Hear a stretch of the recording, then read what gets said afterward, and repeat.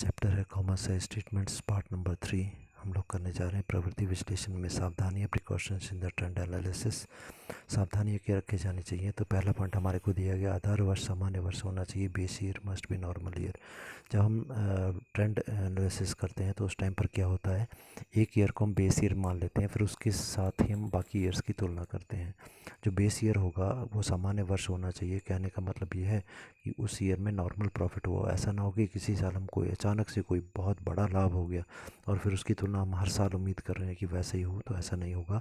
जो base year आधार वर्ष हम लेंगे, एक स्टैंडर्ड ईयर जो हम लेंगे, वो कोई नॉर्मल ईयर होना चाहिए जिसमें कोई असाधारण घटना, बहुत बड़ा कोई नुकसान या बहुत बड़ा लाभ ना हुआ। और सेकंड दिया गया, जिन वर्षों का विश्लेषण किया जा रहा है उनमें लेखांकन की प्रक्रिया एक जैसी होनी चाहिए। Years for which the analysis is to be done, some same accounting methods is to be followed. मतलब अगर हम 2 ईयर्स 3 ईयर्स की कंपैरिजन करने जा रहे हैं तो उसमें अकाउंटिंग जो टेक्निक हमारी है वो चेंज नहीं होनी चाहिए, सेम टेक्निक होनी चाहिए, तभी कंपैरिजन किया जा सकता है। थर्ड पॉइंट है तुलनात्मक अध्ययन करते समय, कंपैरिजन करते समय मदों मतलब आइटम्स के मूल्य में परिवर्तनों में उचित समायोजन करना चाहिए ताकि उचित निष्कर्ष निकाले जा सकें। While making the comparative study, changes in the value of the various item must be adjusted accordingly so that the proper results may be achieved.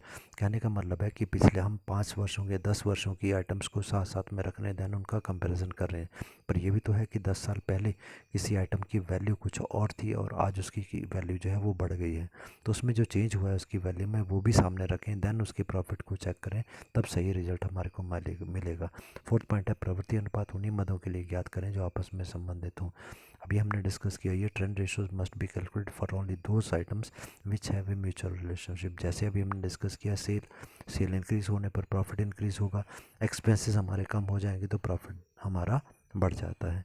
Next हमारा फिफ्थ पॉइंट है प्रवृत्ति प्रतिशत व प्रवृत्ति अनुपात निरपेक्ष मूल्य के अनुरूप होना चाहिए, अन्यथा निष्कर्ष गलत होंगे। Trend percentage and trend ratios must be according to the absolute values, otherwise the conclusion will be misleading.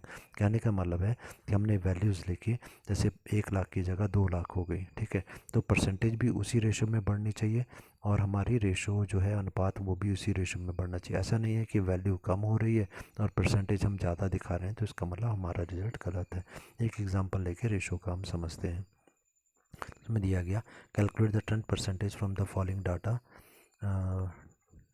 Taking 2011 as a base year. Base year हमने 2011 लेना है, तो देखिए हमारे को फिगर्स दी गई हैं, सेल और डेटर्स की फिगर दी गई 2011, 12, 13, 14, 15। तो हमने इसको आंसर कैसे सॉल्व किया देखें। तो सबसे पहले बेस ईयर को क्या लिया जाता है, कॉमन लिया जाता है, ठीक है। तो देखें एब्सोल्यूट फिगर हमारे को दी गई 1 लाख और 10,000 हमारे को दी गई हैं। 1 लाख हमारी सेल है, डेटर्स हमारे 10,000 के हैं, ठीक है। अब इस जो फर्स्ट ईयर है उसको हमने 100 मानना है, ठीक है। क्यों 100 मानना है वो मैंने आपको बताया पहले भी कि 1 लाख इस फिगर की वैल्यू हम कैलकुलेट करेंगे बेस के साथ। तो अगर हम लेते हैं सेल की फिगर कितनी है 1 लाख की और बेस ईयर की फिगर कितनी है, ये बेस ईयर ही है, तो 1 लाख ही नीचे लिखेंगे, मतलब 1 लाख ऊपर 1 लाख नीचे, मल्टीप्लाई 100 करेंगे तो 100%। ऐसे अगर डेटर की बात करें तो फिगर हमारी कितनी है 10,000 डेटर फर्स्ट ईयर की, और बेस ईयर क्या है, यही बेस ईयर भी है, तो 10,000 ही ऊपर 10,000 नीचे, मल्टीप्लाई 100 तो 100% आ गया। अब सेकंड ईयर पर आ रहे हैं 2012 पर, इसका कैसे आएगा देखो। अब सेल की बात करते हैं, सेल हमारी कितनी है 90,000 इस ईयर की, तो 90,000 ऊपर लिख दिया। Base year first year, base year क्या हो गया फर्स्ट ईयर 2011, उसकी सेल कितनी थी 1 लाख, उसको नीचे लिखा, मल्टीप्लाई बाई 100 किया तो 90% आ गया, परसेंटेज होगी 90।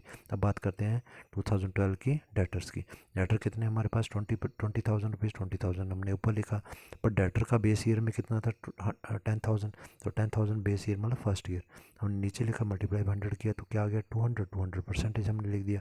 2013 पर आते हैं, 2013 में देखो सेल कितनी है 80,000 की, तो 80,000 ऊपर लिख दो, और बेस ईयर में कितनी सेल थी, मतलब फर्स्ट ईयर में 1 लाख, उसको नीचे लिखो, मल्टीप्लाई बाई 100 आ गया 80%। अब आते हैं डेटर्स पर 2013 के, डेटर्स कितने हैं 2013 के 30,000, और बेस ईयर के डेटर कितने थे 10,000 फर्स्ट ईयर के, तो 10,000 को नीचे लिखो, मल्टीप्लाई बाई 100 करो 300 आ गया। ऐसे 2014 के देखो, 2014 में कितनी हमारी सेल थी 70,000, 70,000 हमने ऊपर लिखा, बेस ईयर मतलब सबसे पहले साल सेल कितनी थी 1 लाख, मल्टीप्लाई 100 करो 70% आ गया। अब आते हैं डेटर्स पर। डेटर कितने हमारे 2014 में 40,000 हमने लिख दिया।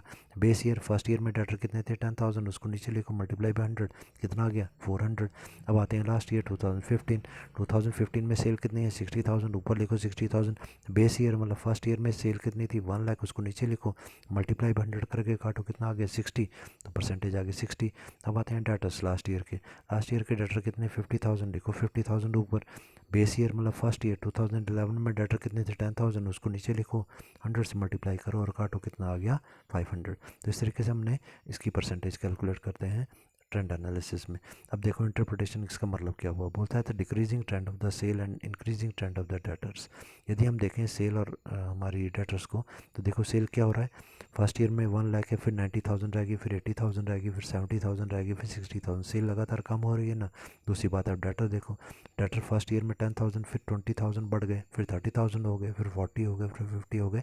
सेल हमारी घटती जा रही है और डेटर हमारे बढ़ते जा रहे हैं। डेटर मतलब वो व्यक्ति जिनको हमने उधार पर बेचा है पर पैसा नहीं मिला, ठीक। So interpretation is the decreasing trend of the sale, decreasing trend of the sale मतलब सेल का घटना, and increasing trend of the debtors, debtors का बढ़ जाना। It indicates that the sales are on the credit basis, ये बता रहा है कि हमारी सारी सेल उधार पर है, क्रेडिट बेस पर है, which is not a good policy of the company.